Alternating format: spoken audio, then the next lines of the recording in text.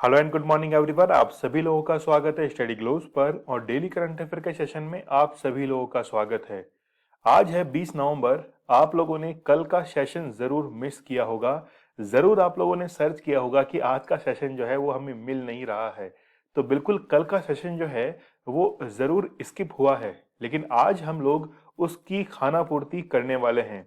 सबसे पहले motivational quote आप लोगों के लिए है। देखिए कि इंसान जो है वो हमेशा वक्त के साथ उसकी बड़ी टक्कर रहती है। तो एक इंसान वक्त को कह रहा है कि तूने सोचा मैं वापस ना आऊंगा, एक बार हार गया तो थक कर बैठ जाऊंगा, दुगनी मेहनत के साथ आ रहा हूं, तेरी आंखों के सामने इतिहास रच कर जाऊंगा। तो एक इंसान जब सफलता के लिए लालायत रहता है, उसने ये ठान कर बैठा है कि मुझे इस बार सक्सेस को, सफलता को हासिल करना है, तो वो चैलेंज करता है उस समय को, उस बुरे वक्त को वो चैलेंज करता है कि मैं एक ना एक दिन जो है वो सफलता का इतिहास रच कर दिखाऊंगा। इसीलिए वो वापस से मैदान में उतरता है और कहता है कि तूने सोचा कि मैं वापस ना आऊंगा, लेकिन वो फिर से मैदान में उतरता है और इतिहास रच देता है सभी लोगों के सामने। चलिए शुरू करते हैं। आप लोग मुझे इंस्टा पर मैसेज कर सकते हो, जो भी आपकी क्वेरीज है मुझे पूछ सकते हो। उसके साथ में ही लेक्चर की पीडीएफ विद आंसर्स आप लोगों को दीपक इंदौरा ऑफिशियल टेलीग्राम चैनल पर अवेलेबल करवा दी जाती है, और इसके साथ में ही क्विज आप लोगों को जरूर अटेम्प्ट करना चाहिए। तो चलिए 20 नवंबर के हम लोग बहुत ही बेहतरीन करंट अफेयर को शुरू करते हैं पहले क्वेश्चन के साथ में। देखिए वैसे तो भारत का नेबरिंग कंट्री पाकिस्तान हर काम में पीछे है, लेकिन फिर भी आईसीसी के द्वारा चैंपियंस ट्रॉफी 2025 की मेजबानी दे दी गई है पाकिस्तान को। लेकिन यहां पर एक स्पान जो है 2026 से लेकर 2031 तक, इस स्पान के अंदर भारत को 3 बार जो है वो आईसीसी के अलग अलग यहां पर कंपटीशन जो है वो आयोजित करने का मौका मिलेगा। जानेंगे अभी उसके बारे में हम लोग। लेकिन 2025 की जो चैंपियंस ट्रॉफी है वो पाकिस्तान के अंदर अब आयोजित की जाएगी। चलिए सबसे पहले हम लोग पाकिस्तान के मैप को समझ लेते हैं। पाकिस्तान के नेबरिंग कंट्रीज इंडिया है, चाइना है, अफगानिस्तान है, ईरान है। तो ये जो है पाकिस्तान के नेबरिंग कंट्रीज है। 4 अलग अलग प्रांत के अंदर पाकिस्तान को डिवाइड करते हैं। सबसे पहला है पंजाब, दूसरा है सिंध, फिर तीसरा है बलूचिस्तान और चौथे नंबर पर आता है कौन सा, खैबर पख्तून। ये जो है वो पीओके वाला क्षेत्र है, यानी कि यहां पर एलओसी वाली लाइन जो है वो यहां से गुजरती है और पाक ऑक्यूपाइड कश्मीर गिलगित बल्तिस्तान को कहा जाता है। और ये जो आप लोग ऑरेंज कलर के अंदर पार्ट देख रहे हो, इसे आजाद कश्मीर जो है वो कहा जाता है। लेकिन भारत जो है इस लाइन को नहीं मानता है। बेसिकली ये जो पूरा एरिया है ये इंडिया के अंदर ही कवर होता है। तो बेसिकली पाकिस्तान जो है वो अब तक 4 बार अपना नया संविधान निर्मित कर चुका है। लेकिन यहां पर हम लोग बात कर रहे हैं क्रिकेट की, तो 2025 के अंदर चैंपियंस ट्रॉफी जो है वो पाकिस्तान के अंदर आयोजित करवाई जाएगी। पाकिस्तान को एज ए होस्ट कंट्री जो है वो अनाउंस किया गया है। और 29 साल के बाद, देखिए कितना लंबा टाइम पीरियड है कि 29 साल के बाद में अब जो है आईसीसी की चैंपियंस ट्रॉफी वो किसके हाथ लगी है, पाकिस्तान के हाथ लगी है। यहां पर हम लोग देख सकते हैं कि न्यूज़पेपर में है कि India to host 3 ICC events. तो 3 आईसीसी इवेंट्स कौन कौन से हैं जो कि 2024 से लेकर 2031 के साइकिल के अंदर भारत में आयोजित करवाए जाएंगे। और 2025 में चैंपियंस ट्रॉफी पाकिस्तान में आयोजित करवाई जाएगी। तो यहां पर 2024 से लेकर 2031 के एक टाइम पीरियड को हम लोग देख लेते हैं। जैसे 2024 में टी20 वर्ल्ड कप जो है वो यूएसए और वेस्ट इंडीज में जून के महीने में आयोजित करवाया जाएगा। नेक्स्ट देखिए 2025 में पाकिस्तान के अंदर होने जा रही है चैंपियंस ट्रॉफी। 2026 में जो टी20 वर्ल्ड कप होगा वो भारत और श्रीलंका, दो देशों के अंदर आयोजित करवाया जाएगा फरवरी माह के अंदर। तो यहां पर एक जो टी20 वर्ल्ड कप है इसकी मेजबानी भारत को दी गई है। 2027 के अंदर वर्ल्ड कप जो आयोजित होगा वो साउथ अफ्रीका, जिम्बाब्वे और नामीबिया के अंदर आयोजित करवाया जाएगा। 2028 में टी20 वर्ल्ड कप ऑस्ट्रेलिया और न्यूजीलैंड के अंदर। 2029 के अंदर ये जो चैंपियंस ट्रॉफी आप लोग देख रहे हो ये इंडिया के अंदर आयोजित करवाया जाएगा। तो दूसरी बार यहां पर इंडिया को मेजबानी करने का मौका मिल रहा है। 2030 के अंदर टी20 वर्ल्ड कप इंग्लैंड, आयरलैंड और स्कॉटलैंड के अंदर, और 2031 के अंदर वर्ल्ड कप जो है वो इंडिया और बांग्लादेश में करवाया जाएगा। तो यहां पर जैसा न्यूज़पेपर में लिखा हुआ है कि आईसीसी के 3 इवेंट जो हैं वो भारत में होंगे। वापस से रिपीट करते हैं हम लोग, देखिए ध्यान से देखिए आप लोग, क्योंकि एग्जाम में जब पूछा जाएगा तो आप लोग को गलत नहीं करना है। 2026 के अंदर टी20 वर्ल्ड कप इंडिया के, फिर यहां पर 2029 के अंदर चैंपियंस ट्रॉफी, ये भारत के पक्ष में है, यानी कि भारत को होस्ट करने का मौका मिलेगा। 2031 के अंदर वर्ल्ड कप जो है वो भी भारत के अंदर आयोजित करवाया जाएगा। तो यहां पर सबसे इंपॉर्टेंट ये जो इवेंट है 2031 का वर्ल्ड कप, ये भारत के अंदर आयोजित करवाया जाएगा, और यही क्वेश्चन जो है वो आपको एग्जाम में पूछा जाएगा।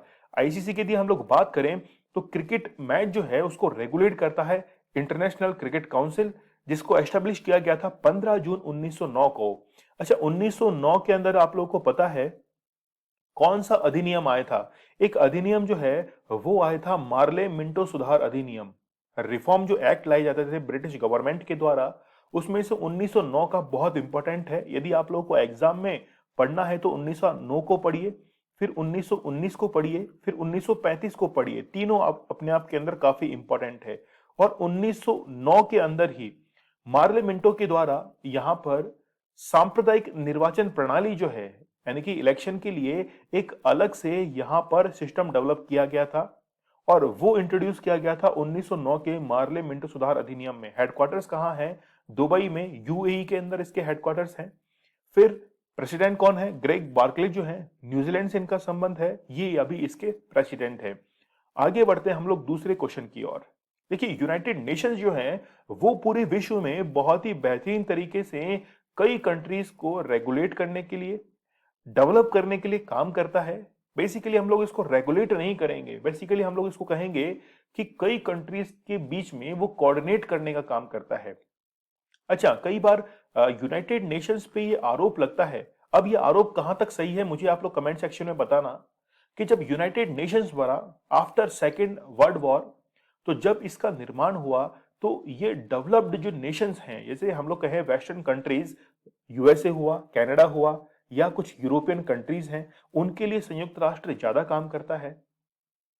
और अब यहां पर संयुक्त राष्ट्र जो है इसका एशिया की तरफ झुकाव काफी कम होता दिखाई दे रहा है, क्योंकि पूरा विश्व जो है 1945 के बाद में, 1945 के बाद में पूरा विश्व एक बाईपोलर वर्ल्ड बन चुका था। बाईपोलर यानी कि दो ध्रुव जो थे वो पूरे विश्व के बन चुके थे, यूएसए और रशिया। तो यहां पर यह कहा जाता है कि यूएसए के इन्फ्लुएंस में ही यूनाइटेड नेशंस जो है वो वर्क करता है। मुझे आप लोग कमेंट सेक्शन में बताइए कि क्या ये बात जो है वो कहां तक सही है। तो रिसेंटली यूनाइटेड नेशंस के द्वारा भारत के अंदर एक कोऑर्डिनेटर जो है उनको अपॉइंट किया गया है। अब उनका नाम क्या है? यहां पे आप लोग देख सकते हैं, सी करेक्ट आंसर है। शॉम्बी शार्प जो है इनको अपॉइंट किया गया है, यूएसए से इनका संबंध है। अब क्या होगा कि यूनाइटेड नेशंस की जो भी योजनाएं होंगी, प्लान्स होंगे, उनको इंडिया के अंदर कोऑर्डिनेट किया जाएगा इस व्यक्ति के द्वारा। और एंटोनियो गुटेरस जो कि संयुक्त राष्ट्र के डायरेक्टर जनरल हैं, पुर्तगाल से इनका संबंध है, आपको पता है एंटोनियो गुटेरस जो है पुर्तगाल से इनका संबंध है, और रिसेंटली इनको वापस से इलेक्ट किया गया है यूनाइटेड नेशन के डायरेक्टर जनरल की पोस्ट के लिए। तो शॉम्बी शार्प जो है इनको एज ए कोऑर्डिनेटर इंडिया के अंदर अपॉइंट किया गया है, और कई न्यूज़पेपर्स ने इसको बहुत ही बेहतरीन तरीके से कवर भी किया है, यहाँ पे आप लोग देख सकते हैं। अब इनका काम क्या होगा? ये जो है बेसिकली सस्टेनेबल डेवलपमेंट जो गोल्स हैं जो डिसाइड कर रखे हैं 2030 के लिए, उनके विशेषज्ञ ये माने जाते हैं, और अब जो है वो भारत के साथ ये कोऑर्डिनेट करेंगे। भारत में जो संयुक्त राष्ट्र की टीम है उसको ये लीड करने वाले हैं, और भारत में कोविड 19 से रिलेटेड जो भी इंतजामात हैं उनको ये रिव्यू करेंगे, और भारत को कैसे इससे बाहर निकाला जा सकता है उसके लिए दिशा निर्देश भी देने वाले हैं। तो इससे पहले उन्होंने अर्मेनिया में संयुक्त राष्ट्र के रेजिडेंट कोऑर्डिनेटर के रूप में भी कार्य किया है। यूनाइटेड नेशंस की यदि हम लोग बात करें तो एस्टेब्लिश किया गया था 24 अक्टूबर 1945 को, इसीलिए 24 अक्टूबर को संयुक्त राष्ट्र दिवस जो है वो भी मनाया जाता है। हेडक्वार्टर्स है न्यूयॉर्क के अंदर, मेंबर कंट्रीज 193 है। मुझे बताइए आप लोग कमेंट सेक्शन में कि 193वां देश जो है वो कौन सा बना था। प्रेसिडेंट कौन है? Antonio Guterres. नेक्स्ट देख सकते हैं हम लोग, रिसेंटली आपको पता है कि पूरे विश्व में सबसे बड़ी समस्या जो है वो है पॉल्यूशन की, और पॉल्यूशन को मेजर करने के लिए एयर क्वालिटी इंडेक्स जो है वो रिलीज किया जाता है। जैसे भारत के अंदर नीति आयोग जो है वो एयर क्वालिटी इंडेक्स को रिलीज करता है। जब 2014 के अंदर स्वच्छ भारत अभियान भारत में लाया गया था, उसके तहत ही एयर क्वालिटी इंडेक्स को भी इंट्रोड्यूस किया गया था। अब अब क्या है कि पूरे विश्व में दुनिया का सबसे प्रदूषित शहर जो है वो दिल्ली को अनाउंस किया जा चुका है। अच्छा, यहाँ पर एयर की क्वालिटी जो है वो दो कणों से मेजर की जाती है, पीएम 2.5 और पीएम यानी पार्टिकुलेट मैटर पीएम 10। तो ये जो पीएम 2.5 है ये इतना छोटा है कि इसको देखा भी नहीं जा सकता है। और जब हम लोग इनहेल करते हैं, सांस जब अंदर लेते हैं, रेस्पिरेट करते हैं, तो ये हमारे रेस्पिरेशन के साथ में, सांस के साथ में अंदर चले जाते हैं। लंग्स के अंदर जाकर एक फंक्शनल यूनिट होती है एल्वियोली, उसके छोटे छोटे छिद्र जो होते हैं उनमें जाकर ये पीएम 2.5 कण जो है वो फंस जाते हैं। इसी कारण जो है वो हमें रेस्पिरेशन लेने में प्रॉब्लम होती है और कई सारे डिजीज यहाँ पर डेवलप हो जाते हैं। यहां हम लोग देख सकते हैं कि दुनिया भर के एयर क्वालिटी इंडेक्स पर निगरानी रखने वाली संस्था आईक्यू एयर के आंकड़ों पर गौर करें तो शुक्रवार को दुनिया के 10 सबसे प्रदूषित शहरों में दिल्ली जो है वो पहले स्थान पर रहा है, जबकि दूसरे स्थान पर पाकिस्तान का लाहौर जो है वो दूसरे स्थान पर रहा है।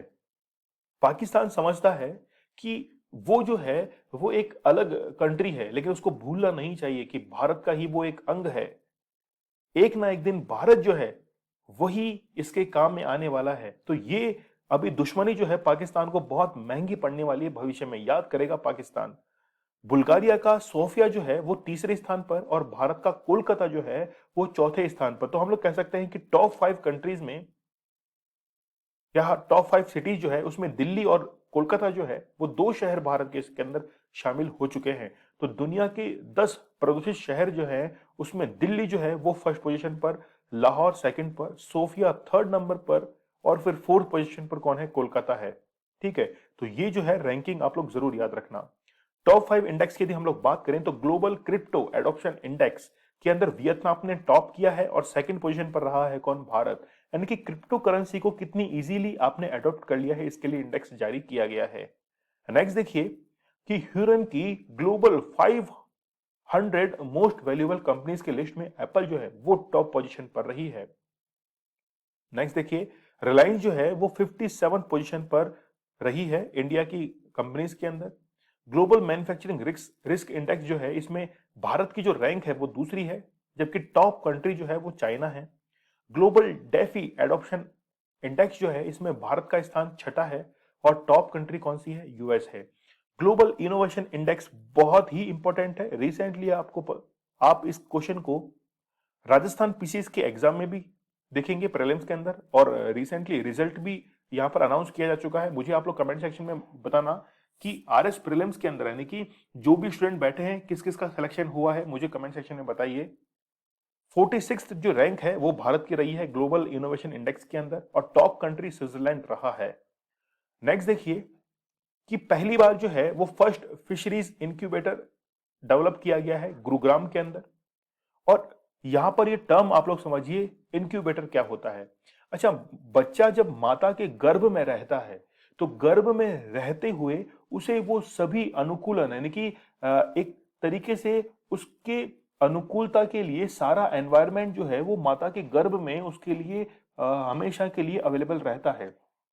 लेकिन मान लीजिए कि आर्टिफिशियली वही एटमॉस्फेयर और वही एटमॉस्फेरिक कंडीशंस जो हैं वो बाहर डेवलप किए जाए, तो उसको फिर क्या कहा जाएगा? That's incubator. अब हुआ क्या है, गुरुग्राम के अंदर ही देश का पहला मत्स्य व्यवसाय इंक्यूबेटर जो है वो डेवलप किया गया है। कैसा है ये देख लीजिए आप लोग। यहां पर आप लोग देखेंगे कि बेसिकली फिशरीज जो है यानी कि मत्स्य उत्पादन को बढ़ाने के लिए आर्टिफिशियल रूप से उनके वातावरण को तैयार किया गया है जहां पर वो रह सकती हैं, और प्रोडक्शन को इंक्रीज करने के लिए ऐसे इंक्यूबेशन सेंटर जो हैं वो गुरुग्राम के अंदर डेवलप किए गए हैं। तो बेसिकली मत्स्य पालन, पशुपालन, डेयरी मंत्री पुरुषोत्तम रुपाला ने, यहां पर नाम देखिए पुरुषोत्तम रुपाला ने गुरुग्राम में देश के पहले बिजनेस फिशरीज इंक्यूबेटर का क्या किया है? उद्घाटन किया है। तो आई होप आप लोग इसको समझ रहे होंगे। देखिए ये सारा जो है वो प्राइमरी सेक्टर के अंदर काउंट होता है और प्राइमरी सेक्टर कोविड 19 के समय सबसे ज्यादा फायदे में रहा है। मतलब उसकी जो ग्रोथ रेट है वो सबसे ज्यादा हाईएस्ट रही है। अब इसे फिशरीज बिजनेस इंक्यूबेटर सेंटर के नाम से जाना जाएगा। 3.23 करोड़ रुपए की लागत से ये जो है इंक्यूबेटर सेंटर इसको तैयार किया गया है। भारत में पहला क्या हुआ है वो हम लोग जान लेते हैं। First high speed commercial delivery scooter जो है वो हरमन 75 कबीरा मोबिलिटी के द्वारा डेवलप किया गया है। भारत के अंदर फॉरेस्ट टावर, आपको पता है ये क्वेश्चन एसएससी का ये जो एग्जाम लगा था शायद 10+2 का था, उसके अंदर ये क्वेश्चन पूछा गया था। First electric vehicle lithium battery plant जो है वो कर्नाटका के अंदर लगाया गया है। फर्स्ट 14 ले express way Delhi Meerut express way. अच्छा, भारत का पहला जो इलेक्ट्रिक यानी कि ई व्हीकल के लिए एक्सप्रेस वे जो है वो दिल्ली और चंडीगढ़ के बीच में, जरूर याद रखना, बहुत इंपॉर्टेंट है। First agro based solar power plant जो है वो राजस्थान के अंदर निर्मित किया गया है। आईसीसी पुरुष पुरुष क्रिकेट समिति के यानी कि आईसीसी मेंस क्रिकेट कमेटी के नए अध्यक्ष जो हैं वो सौरव गांगुली को बनाया गया है और सौरव गांगुली इसके साथ में बीसीसीआई के भी अध्यक्ष हैं। अच्छा, रिसेंटली आपको पता होगा कि राहुल द्रविड़ को एज ए कोच जो है वो अपॉइंट किया गया है इंडियन क्रिकेट टीम का। लेकिन सौरव गांगुली से पहले ICC men's cricket team committee के जो अध्यक्ष थे वो कौन थे? अनिल कुंबले थे। फिरकी बड़ी जबरदस्त लेते हैं अनिल कुंबले, बहुत जबरदस्त बॉलर है भाई। तो आईसीसी मेंस क्रिकेट कमेटी के नए अध्यक्ष जो हैं वो सौरव गांगुली को अपॉइंट किया गया है। यहां आप लोग देख सकते हैं कि बीसीसीआई के प्रेसिडेंट जो हैं वो भी सौरव गांगुली हैं। और यहां पर टॉप 5 रिक्रूटमेंट हम लोग को जानने की जरूरत है। जैसे the new managing director and chief executive officer जो है ऑफ रेटिंग एजेंसी आईसीआरए, तो रमन्नाथ कृष्णन जो है यहां पर अपॉइंट किए गए हैं। Managing director of India Port Global Limited Alok Mishra हैं। फिर प्रियंक कानून को जो है वापस से री अपॉइंट किए गए हैं national commission for protection of child rights की। नेक्स्ट देखिए, न्यू एडवाइजर अपॉइंट किए गए हैं प्रधानमंत्री मोदी के अमित खरे। ये इंपॉर्टेंट है। यहां पर सबसे इंपॉर्टेंट जो है वो है प्रियंक कानूनगो के बारे में। The new secretary of do it के राजा रमन जो है इनको अपॉइंट किया गया है। नेक्स्ट देखिए, ग्लोबल ब्राइबरी लिस्ट 2021 में भारत का जो स्थान रहा है वो 82वां स्थान रहा है। बहुत ही ज्यादा असंतोषजनक ये स्थान है। कहीं भी भारत को प्रगति होती हुई यहाँ पर दिखाई नहीं दे रही है। मतलब रिश्वत में ज्यादा प्रगति कर रहा है इंडिया, तो 77 रैंक पर यहाँ पर फिसल कर 5 रैंक जो है वो भारत फिसल कर 82 पोजीशन पर आ चुका है। मतलब भारत के अंदर रिश्वत जो है वो बहुत ज्यादा ली जा रही है। उसके अंदर भारत जो है वो अब धीरे धीरे टॉप कर रहा है। ठीक है, तो यहां हम लोग देख सकते हैं कि 5 पायदान का भारत को नुकसान हुआ है पिछले साल की तुलना में, यानी कि 77 रैंक पिछले साल थी और इस बार 82 रैंक पर भारत पहुंच चुका है। बात करें हम लोग टॉप 3 कंट्रीज की, तो डेनमार्क जो है वो फर्स्ट पोजीशन पर है, नॉर्वे, स्वीडन। अच्छा, ये कंट्री जो है वो इतनी टॉप पोजीशन पर क्यों रहती हैं? देखिए, इन कंट्रीज के अंदर जितनी भी मेडिकल फैसिलिटी, एजुकेशन फैसिलिटीज जो है वो सब फ्री ऑफ कॉस्ट है। अच्छा, जब ये फ्री ऑफ कॉस्ट है तो इस कंडीशन के अंदर किसी व्यक्ति को इनसे रिलेटेड किसी काम के लिए कोई रिश्वत देने की जरूरत ही नहीं पड़ती और यहां पर ट्रांसपेरेंसी के साथ में काम होता है।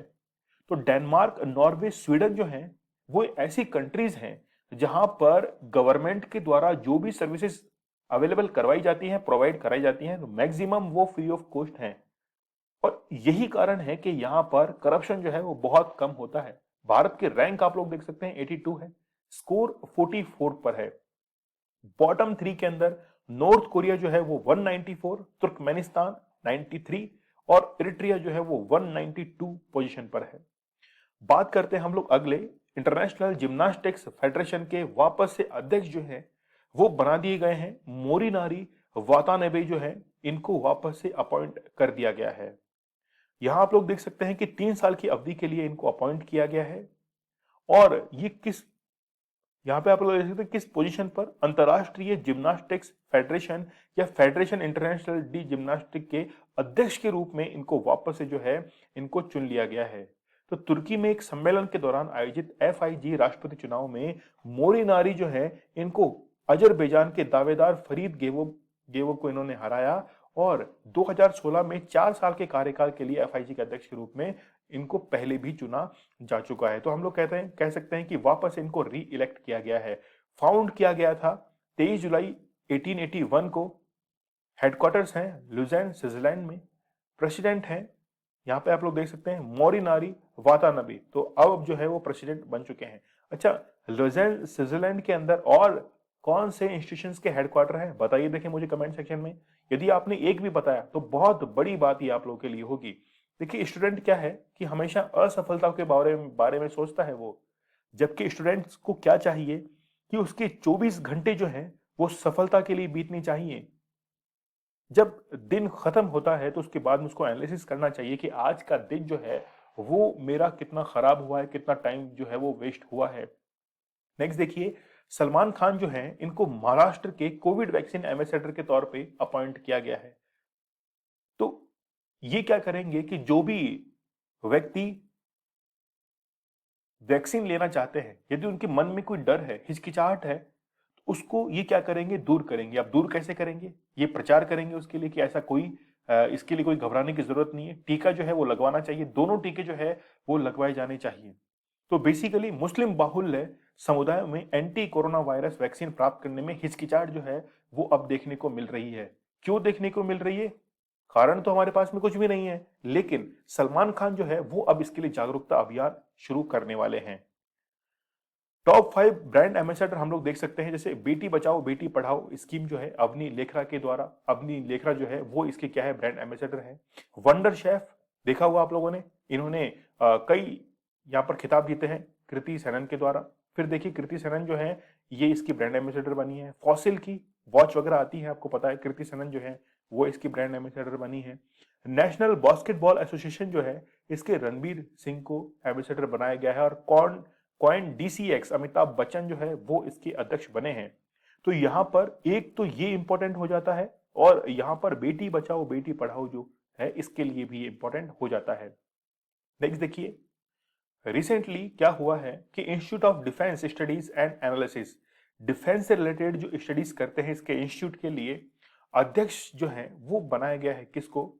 यहाँ पर मैंने कि दिल्ली में स्थित है ये आईडीएसए, और इसका नाम जो है वो किसके नाम पर रखने की घोषणा की गई? तो मनोहर पारिकर के नाम पर ये नाम रखने की घोषणा की गई है। गोवा के पहले मुख्यमंत्री रह चुके हैं, रक्षा मंत्री भी रह चुके हैं, कैंसर से इनकी मृत्यु हुई है, आईआईटी से पास आउट है। बेसिकली स्कूटर पे ये अपने ऑफिस तक जाते थे, यानी कि मंत्री बनने के बाद भी अपने स्कूटर पे ये यात्रा करते थे। मारुति 800 इनके पास में थी। सोच के देखिए कितने डाउन टू अर्थ हैं ये, और यानी कि थे, अब तो डाउन टू अर्थ थे। स्कूटर पे मारुति 800 के अंदर बिना किसी सिक्योरिटी गार्ड के ये अपने ऑफिस ट्रेवल करते थे। तो मनोहर पारिकर जो है वो अपने आप में बहुत ही बेहतरीन शख्सियत है। लेकिन भगवान की एक बात तो माननी पड़ेगी कि भगवान ने पूरी सरकार जो है वो ऊपर बना दी है।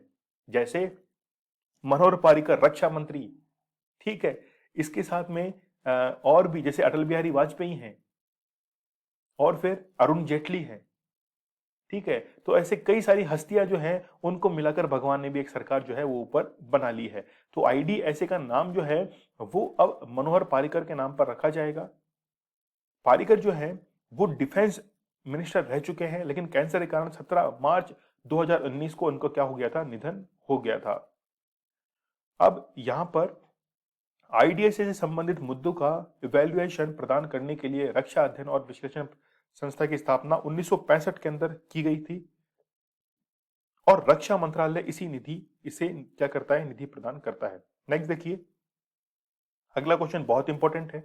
दुनिया का सर्वश्रेष्ठ पर्यटन गांव जो है वो किसे अनाउंस किया गया है? तो रिसेंटली यहां पर आप लोग देख सकते हैं, पहुंचा पहली जो है इसको भारत का सबसे पर्यटन गांव जो है वो घोषित किया गया है। तो पोचमपल्ली गांव कहां स्थित है? तेलंगाना के अंदर स्थित है, और यूएनडब्ल्यूटी के द्वारा इसको इसको सर्वश्रेष्ठ गांव चुना गया है, ठीक है। तो यह पुरस्कार दिसंबर 2021 में मैड्रिड में यूएनडब्ल्यूटीओ महासभा के 24वें सत्र के अवसर पर प्रदान किया जाएगा। तो दिसंबर में तो यह पुरस्कार जो है वो दिया जाएगा, लेकिन अनाउंसमेंट जो है वो अभी कर दिया गया है। चलिए, हमारा सेशन जो है वो 19 नवंबर को नहीं हुआ था, इसलिए 18 नवंबर के करंट अफेयर को रिवाइज करते हैं। जल्दी मैं आप लोगों के सेशन के लिए 15 क्वेश्चन जो है वो इंट्रोड्यूस करने वाला हूं। 15 क्वेश्चन के साथ में हम लोग स्टैटिक जीके वाला पोर्शन जो है उसको इंक्रीज करने वाले हैं। मैप को हम लोग इंक्रीज करने वाले, तो तैयार रहना बहुत ही बेहतरीन नए सेशन के लिए। पहला क्वेश्चन देखिए, पहला प्लेयर ऑफ द सीरीज जो है वो चुने गए हैं David Warner. Sao Paulo grand prix जो है वो लुइस हैमिल्टन के द्वारा जीती गई है। भारत का पहला खाद्य संग्रहालय जो है वो थंजावुर के अंदर खुला है। 16 नवंबर 2021 को यूनेस्को ने अपना कौन सा स्थापना दिवस मनाया है, तो 75वां स्थापना दिवस मनाया है। अंतर्राष्ट्रीय सहिष्णुता टॉलरेंस डे जो है वो 16 नवंबर को सेलिब्रेट किया जाता है। भारत ने अपना पहला ऑडिट दिवस जो है वो 16 नवंबर को मनाया है। हाल ही में कोलंबिया के एक पूरे शहर का सफाया करने वाला कौन सा ज्वालामुखी अब फिर से सक्रिय हो गया है, तो नवादो डेल रुइस जो है ये सक्रिय हो चुका है। हाल ही में केंद्र सरकार ने डिफेंस सेक्रेटरी, इसके साथ में होम सेक्रेटरी, रॉ के जो सेक्रेटरी हैं उनके, तो ये इन सबका कार्यकाल जो है वो 2 साल के लिए बढ़ा दिया है। भारत के पहले समलैंगिक, बहुत ही इंपॉर्टेंट क्वेश्चन है, समलैंगिक जज जो है वो बने हैं कौन, सौरभ कृपाल, दिल्ली हाईकोर्ट के ये जज बनाए जा चुके हैं। हाल ही में भारत सरकार ने सुशासन को बढ़ावा देने के लिए मंत्री परिषद के सभी 77 मंत्रियों को कितने समूह के अंदर बांट दिया है, तो एडमिनिस्ट्रेटिव रिफॉर्म करते हुए 8 समूह के अंदर इनको बांट दिया गया है। ये हमारा 18 नवंबर का स्टडी ग्लोस क्वेश्चन था कि रिसेंटली समुद्र की गहराई में अनुसंधान करने के लिए भारत के पहले मानव युक्त समुद्री अभियान का नाम जो है वो रखा गया है समुद्रयान। जैसे चंद्रयान है, मंगलयान है, वैसे ही समुद्रयान जो है वो इस अभियान का नाम रखा गया है। ये क्वेश्चन भी काफी इंपॉर्टेंट है, एग्जाम में आने लायक है, जरूर आप लोग इसको याद करना। हाल ही में ब्रिक्स बैंक का नया सदस्य देश जो है वो कौन अपॉइंट हुआ है, कौन मेंबर बना है, कमेंट सेक्शन में मुझे बताइए यदि आपको आंसर आता है। यदि नहीं आता है, यानी आपका कमेंट यदि नहीं आता है, तो मुझे लगेगा कि आपको आंसर भी नहीं आता है। ठीक है, सीधा सीधा मतलब तो यही निकलेगा। और यदि आंसर आता है तो मुझे कमेंट सेक्शन में आप लोग जरूर बताइए। सेशन को आप लोग को लाइक करना नहीं भूलना है। लेक्चर की पीडीएफ आप लोग को दीपक इंदौरा ऑफिशियल पर अवेलेबल करवा दी जाती है। क्विज अपलोड कर दिया जाएगा सेशन के साथ में ही, जरूर आप लोग को इसे अटेम्प्ट करना है। स्टडी ग्लोज बहुत ही बेहतरीन कंटेंट लेकर आता है, नॉलेज इज पावर, ये हमारी टैगलाइन है। तो चलिए, करंट अफेयर से रिलेटेड जो भी आपकी डिमांड है मुझे कमेंट सेक्शन में बताइए, इंस्टा पर मैसेज कीजिए। कल मिलते हैं हम लोग बहुत ही बेहतरीन लेक्चर के साथ, तब तक के लिए धन्यवाद, थैंक यू।